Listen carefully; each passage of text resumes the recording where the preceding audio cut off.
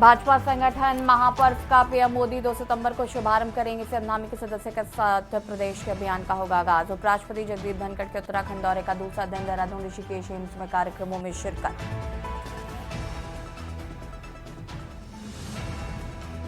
उत्तराखंड में DM SDM के transfer पर लगी रोक, भारत निर्वाचन आयोग की लेनी होगी अब एनओसी, निर्वाचन से जुड़े विभागों में तैनाती की जाए। रजिस्ट्री फर्जीवाड़े में उत्तराखंड समेत 5 राज्यों में ईडी के छापे, ईडी ने 5 राज्यों में जुटाए बड़ी संख्या में दस्तावेज।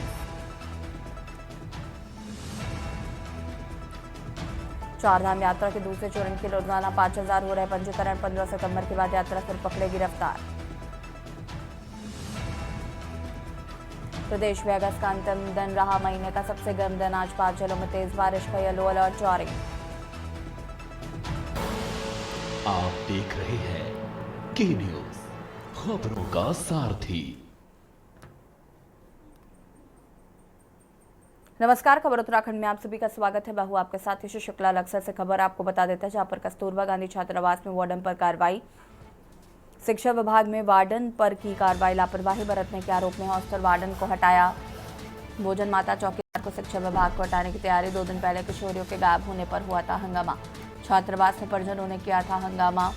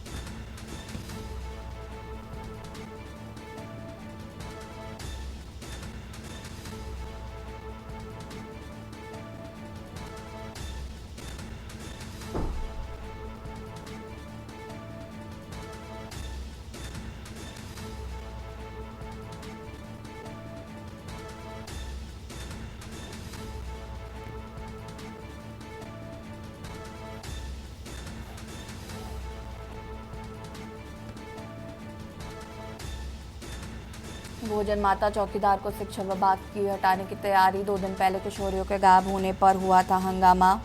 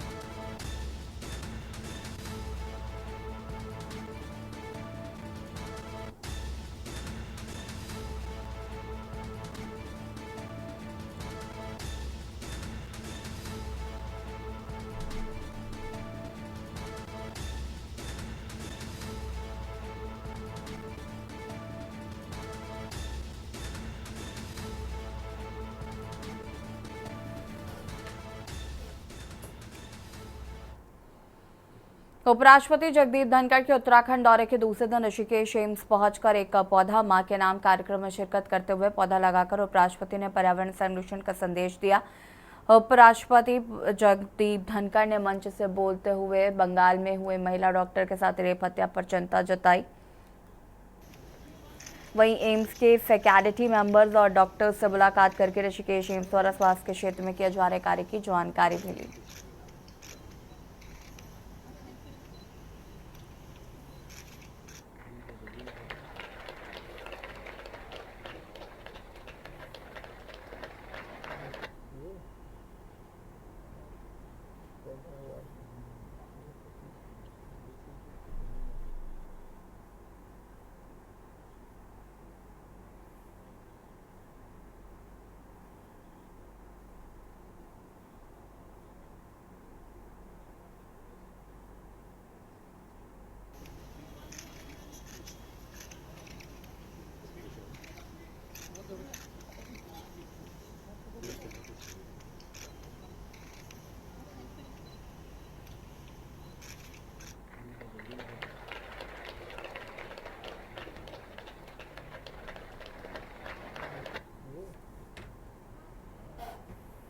आज honourable vice president AIIMS Rishikesh आए थे। उन्हें फैकल्टी और स्टूडेंट्स के साथ इंटरेक्शन करना था और उसके बैकग्राउंड में आपको मालूम ही है आजकल डॉक्टर्स का एजिटेशन चल रहा था और अभी भी चल रहा है कई जगहों पे, वेस्ट बंगाल में अभी भी चल रहा है। हमारे रेजिडेंट्स ने एक बिल ड्राफ्ट किया जो कि हेल्थ प्रोटेक्शन के बारे में, जो कि सेंट्रल प्रोटेक्शन एक्ट जिसके बारे में कहा जा रहा था, लेकिन ये बिल एकदम नया है जो कि उसके जो उनको भी देखा गया है और ऊपर से और भी चीज़ें उसमें ऐड करने के बाद इस बिल को हमने माननीय उपराष्ट्रपति जी को सौंपा और उन्होंने उसको पढ़ा और उसके बाद उन्होंने ये व्याख्यान दिया और ये एक बहुत ही इम्पॉर्टेंट एक मोमेंटस ओकेजन है।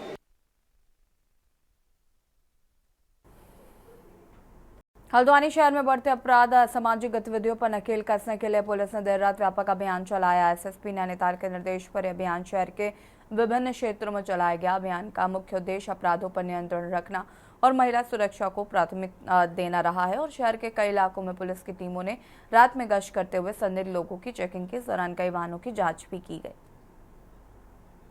नमस्कार, मैं दीपक अधिकारी, आप देख रहे हैं के न्यूज। इस टाइम पर हल्द्वानी की सड़कों पर जहाँ पे रात को पुलिस द्वारा गश्त की जा रही है, क्योंकि जिस प्रकार से महिला अपराध लगातार बढ़ते रहे, जिसको लेकर पुलिस प्रशासन मुस्तैद दिखाई दे रही। देख सकते हैं किस प्रकार चप्पे चप्पे में पुलिस का पहना है और पुलिस द्वारा लगातार यहाँ पे कवरेज की जा रही है, जिसको लेकर जो मन चले हैं उन पे तत्काल कार्रवाई की जा रही है और लोगों से पूछा भी जा रहा है आखिरकार ये रातों को आ कहाँ से, जिस प्रकार से लगातार महिला अपराध लगातार बढ़ते रह रहे हैं, जिसको लेकर प्रशासन मुस्तैद खड़ा है। और हमारे साथ यहाँ पे इस टाइम पे सीओ सिटी हल्द्वानी है, इनसे महिला अपराध लगातार बढ़ते जा रहे हैं, जिसको लेकर पुलिस द्वारा लगातार गश्त की जा रही है। किस तरह देखते हैं और जो आपका एक हेल्पलाइन नंबर है उससे किस तरह वो काम करेगा? देखिए, जितने भी महिला संबंधी अपराध और अन्य अपराध भी जो हो रहे हैं रात्रि के टाइम पे, इसके लिए हमारे अलग अलग लोकेशंस में पिकेट्स बनाए गए हैं। ओवर स्पीडिंग वाले हैं, इसके अलावा ट्रिपल राइडिंग कर रहे हैं लोग, या काले शीशे लगे हुए हैं, जितने भी साइलेंसर बाइक्स हैं, इन सब पे कड़ी से कड़ी कार्रवाई हो रही है। पिछले 5-6 दिनों से जो चालान भी हो रहे हैं, गाड़ियाँ सीज हो रही हैं लगातार। इसके बाद जितने भी महिला संबंधी अपराध हैं उसे मुकदमा दर्ज करने के बाद कुछ ही घंटों में, हमारा टारगेट है कुछ ही घंटों में हम जो भी प्यूनिटिव एक्शन है वो लेने के बाद अरेस्टिंग करें जो भी अभियुक्त हैं उनकी। प्रिवेंटिव के तौर पे कहना चाहूँगा, एक अपील भी करना चाहूँगा हमारी माताओं बहनों से कि हमारा विमेन हेल्पलाइन नंबर है 1090, उसका प्रयोग करें। 112 नंबर है, उसका प्रयोग करें। किसी भी प्रकार का कोई भी अनटूवर्ड इंसिडेंट अगर आपको लगता है, अगर पॉसिबिलिटी भी लगती है, तो हमारा उत्तराखंड पुलिस एप्लीकेशन का एक गौरा शक्ति इंटरफेस है, उसका कृपया इस्तेमाल करें। उसमें एक SOS बटन है, एक पैनिक बटन है, आप उसका प्रयोग कर सकते हैं। वो GPS ट्रैकिंग करता है, आपकी लोकेशन लेता है और उसकी वजह से हम किसी भी अनटूवर्ड अनफोर्सीन सर्कमस्टांस को होने से पहले रोक सकते हैं।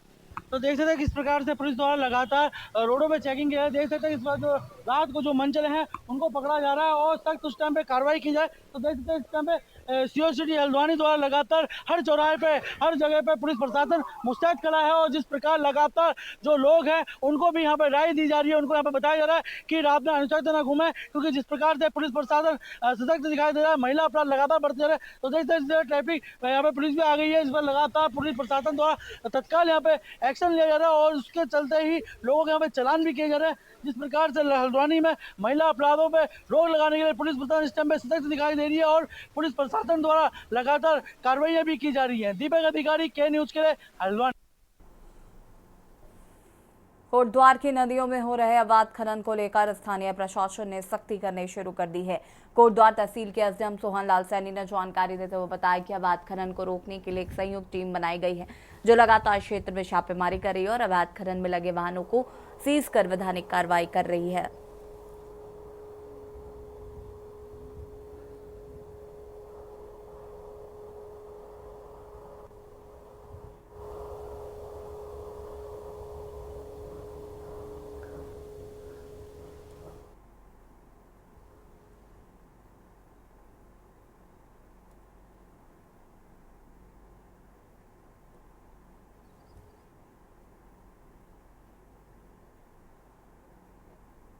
तरह का यदि कोई क्षेत्र में अन्य भी हमें सूचना मिलती है तो वो भी हम उसमें कड़ी कार्रवाई करेंगे।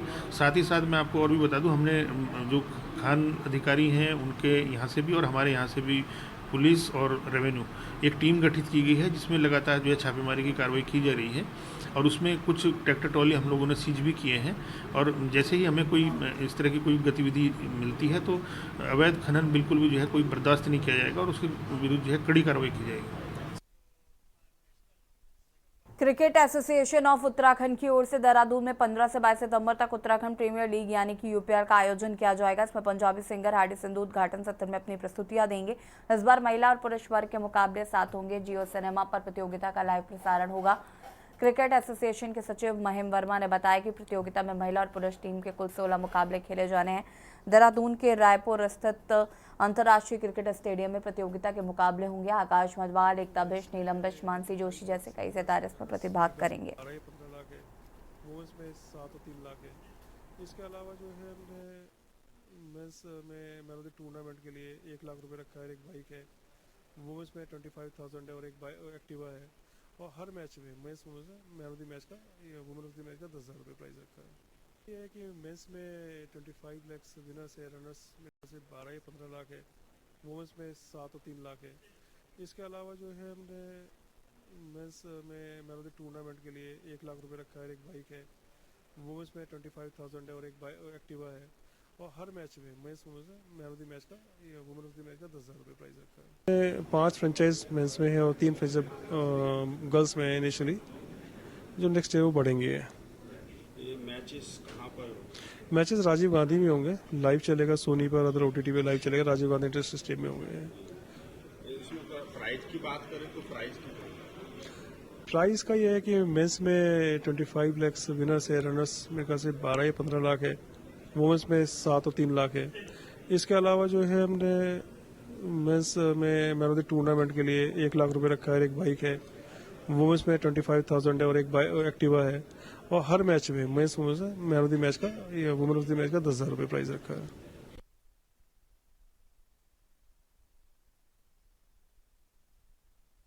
लक्सर विकासखंड के अलीपुर जैनपुर पंचायत में भ्रष्टाचार की जांच करने वाले अधिकारियों के कर्मचारियों पर भी भ्रष्टाचार में संलिप्त का आरोप है। शिकायतकर्ता ने लगाया है। साथ ही जिलाधिकारी व सचिव देहरादून से संयुक्त जांच कर अधिकारियों व प्रधान के खिलाफ भी कार्रवाई की मांग की है। आपको बता दें, लक्सर के मुबारकपुर अलीपुर पंचायत के उपगांव चैनपुर के कई लोगों द्वारा सीएम पोर्टल पर शिकायत की गई थी। ग्राम पंचायत के प्रधान व कर्मचारियों ने सड़कों पर पशु की शेड व कई अन्य विकास कार्यों में जमकर धांधली की।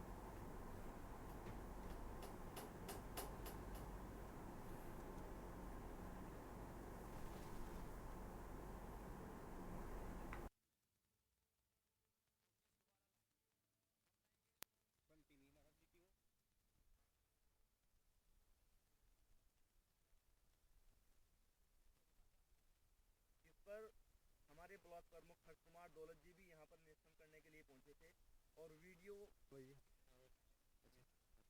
देखिए सर, मैंने 20 जुलाई में मुख्यमंत्री पोर्टल पर अपनी शिकायत दर्ज कराई थी। ग्राम पंचायत मुबारकपुर अलीपुर में ग्राम जैनपुर खुर्द के जो मनरेगा के काम हो रहे थे उसमें भारी भ्रष्टाचारी एवं धांधली हो रही थी। तो उसमें ब्लॉक से हमारे जो खंड विकास अधिकारी एवं उनकी पूरी टीम जो श्रीमती रचना जी एवं शीशपाल सिंह राठौड़ जी और पाटनी जी और एक शौकीन जी जांच करने के लिए पहुंचे थे, जिसमें भारी भ्रष्टाचारी पाई गई थी। जिसमें बहुत सारी सड़कें ऐसी थी जिनमें पिछले कभी कोई काम हुआ ही नहीं, उसमें भी काम दिखाए जा रहे थे। 100 मजदूर लगातार दिखाए जा रहे थे।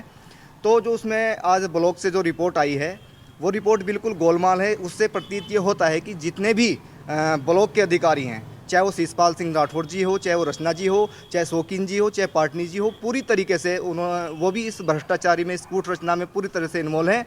उनके द्वारा ये भ्रष्टाचारी की गई है। ग्राम प्रधान को बचाते हुए एवं अपने आप को बचाते हुए उन्होंने ये रिपोर्ट प्रस्तुत की है।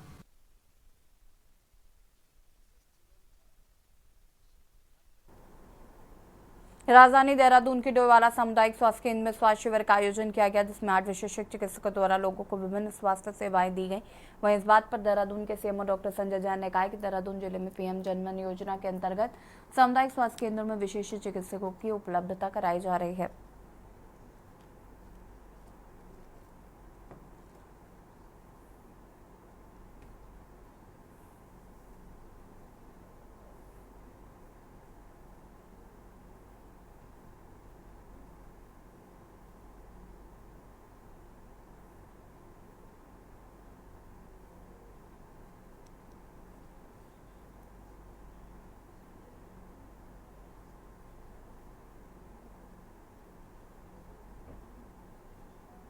स्वास्थ्य शिविर ये 2 तरह के चल रहे हैं। एक तो पीएम जनमन योजना के अंतर्गत सभी सामुदायिक स्वास्थ्य केंद्र में विशेषज्ञ चिकित्सकों की उपलब्धता कराते हुए स्वास्थ्य शिविर लगाए जा रहे हैं, जिसमें कल ही हमारा CSC डोईवाला में शिविर लगाया गया था, जिसमें विशेषज्ञ चिकित्सक हमको इंद्रेश हॉस्पिटल से उपलब्ध कराए गए थे। उससे पहले हमने पिछले हफ्ते रायपुर में भी इसी टाइप का हमारे जितने 500 CSC हैं उनमें इंद्रेश हॉस्पिटल के विशेषज्ञ डॉक्टरों की मदद से हम लोग शिविर का आयोजन आगामी माह में भी अब करेंगे। तो इसमें जनता ज़्यादा से ज़्यादा लाभान्वित हो सके, उसके लिए हमारी स्तर से व्यापक प्रचार प्रसार इन कैंपों का किया जा रहा है।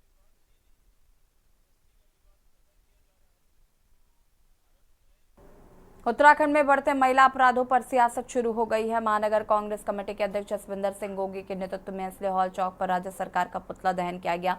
जसविंदर सिंह गोगी ने कहा कि राज्य में कानून व्यवस्था खत्म हो गई है, अपराधियों में कानून का कोई खौफ नहीं है।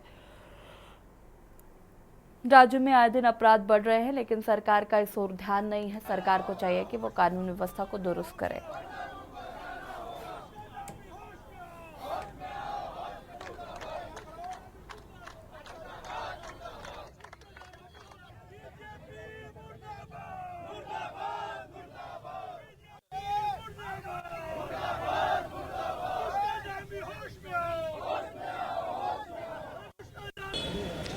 देखिए, बड़े सोचनीय विषय है और दयनीय विषय है। उत्तराखंड पे महिलाओं पे मामले दिन ब दिन बढ़ते जा रहे हैं। हाल में ही एक सल्ट का केस भी आया जिसमें कि भाजपा के मंडल अध्यक्ष ने पे दुराचार का आरोप लगा है। उससे पहले ISBT में बलात्कार हुआ है, हरिद्वार में हत्याएं हो रही हैं, रुद्रपुर में एक नर्स के साथ दुराचार हुआ है।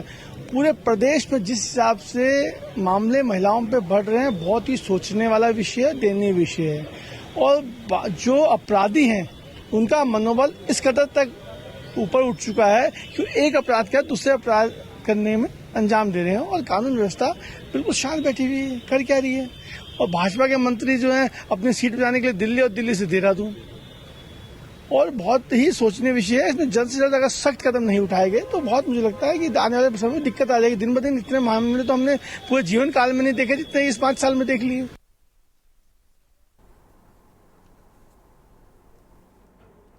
जोधपुर पौड़ी पुलिस के सहायक मनोज चंद्र शर्मा अधिवर्षता पूर्ण कर सेवानिवृत्त हो गए। उनकी सेवानिवृत्ति के अवसर पर पुलिस लाइन पौड़ी में विदाई समारोह का आयोजन किया गया। समारोह में वरिष्ठ पुलिस अधीक्षक लोकेश्वर सिंह द्वारा सेवानिवृत्त होने वाले पुलिस के जवान मनोज चंद्र शर्मा को स्मृति चिन्ह, शॉल तथा उपहार भेंट करते हुए पुलिस परिवार की ओर से उनकी सेवानिवृत्ति की सुख शांति व स्वस्थ जीवन के साथ ही सुखद पारिवारिक जीवन की कामना की गई।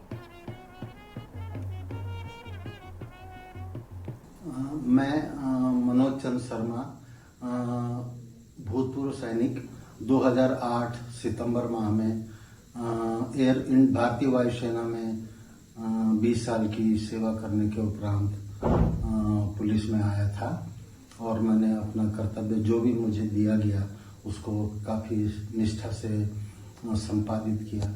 बहुत अधिकारियों के साथ भी मुझे काम करने को मौका मिला, मैंने बहुत कुछ सीखा।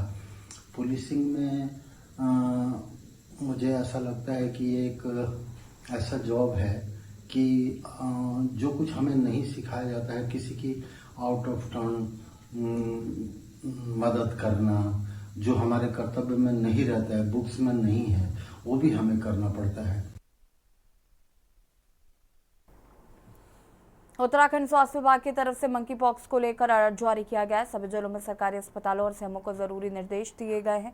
इस बात को लेकर दून अस्पताल के MS डॉक्टर अनुराग अग्रवाल ने कहा है कि एडवाइजरी जारी होने के बाद अभी तक मंकी पॉक्स का केस हमारे पास नहीं आया है। मंकी पॉक्स एक वायरल बीमारी जिसमें इंसान की त्वचा में पस भरे फफोले बनने शुरू हो जाते हैं, जो छूने से और संक्रमित व्यक्ति के खांसने से भी फैल सकता है।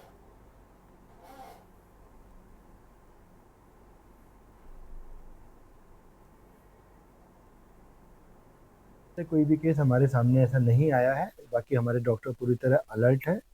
ये भी एक जैसे वायरल डिजीज इस तरह की है जैसे कि जो कि आदमी के जो पस, इसमें स्किन में पस टाइप का पड़ने शुरू हो जाता है, फफोले जैसे पड़ने शुरू होते हैं, तो उसके श्राव से या फिर उसके खांसने और छींकने से ये बीमारी मनुष्य में आपस में फैल सकती है।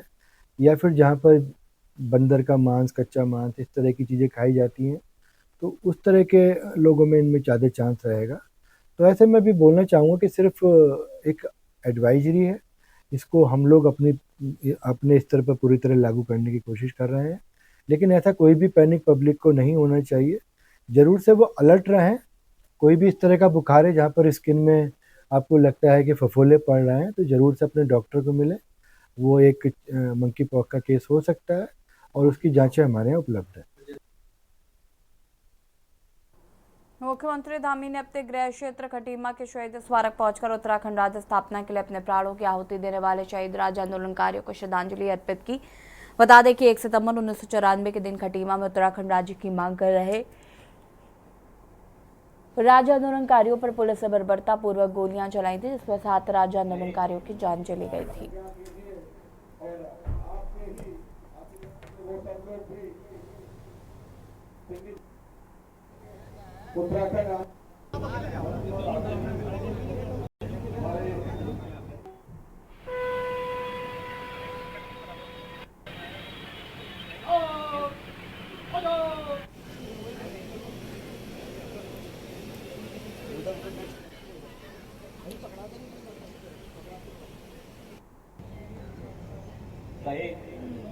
संज्ञान लीजिए और आपके ही आशीर्वाद से वो सब लोग भी सीमित हो पाएंगे। उत्तराखंड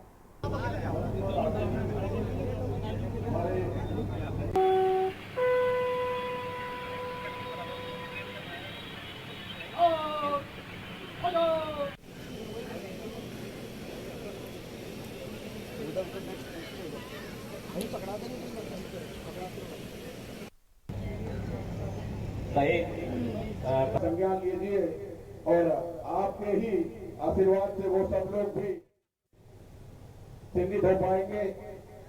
उत्तराखंड